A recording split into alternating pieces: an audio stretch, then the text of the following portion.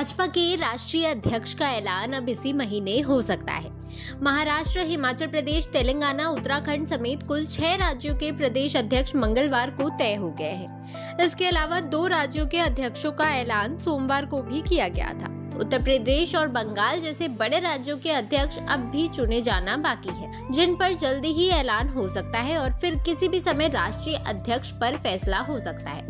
अब बात करें अध्यक्ष पद की रेस की, तो इसमें मनोहर लाल खट्टर, भूपेंद्र यादव और शिवराज सिंह चौहान बताए जा रहे हैं। तीनों ही मोदी सरकार में कैबिनेट मंत्री हैं और संगठन की कमान जिस भी नेता को मिलेगी उसे मंत्री पद से हटना होगा।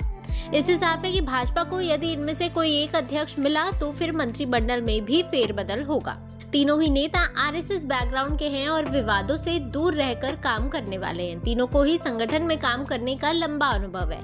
मनोहर लाल खट्टर को तो प्रधानमंत्री नरेंद्र मोदी के बेहद करीबी लोगों में शुमार किया जाता है। ऐसे में उनका नाम भी चर्चा में तेज है।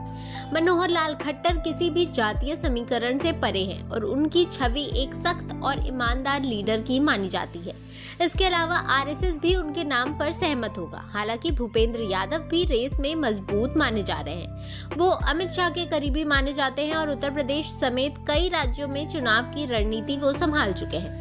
भाजपा और आरएसएस के संगठन में काम करने का लंबा अनुभव वो रखते हैं। अखिल भारतीय विद्यार्थी परिषद से आए हैं और सालों तक संघ के अखिल भारतीय अधिवक्ता परिषद के लिए भी काम किया है।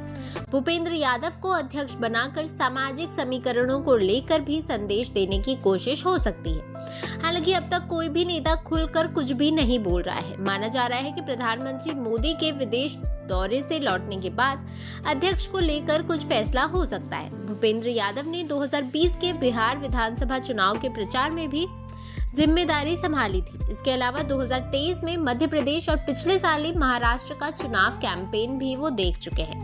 हालांकि भाजपा के रिकॉर्ड को देखते हुए किसी चौंकाने वाले नाम का ऐलान भी हो सकता है, जो इस समय तो रेस में ही नहीं है, लेकिन हो सकता है कि अचानक से किसी चौथे नाम को लाया जाए और उसे अध्यक्ष बना दिया जाए।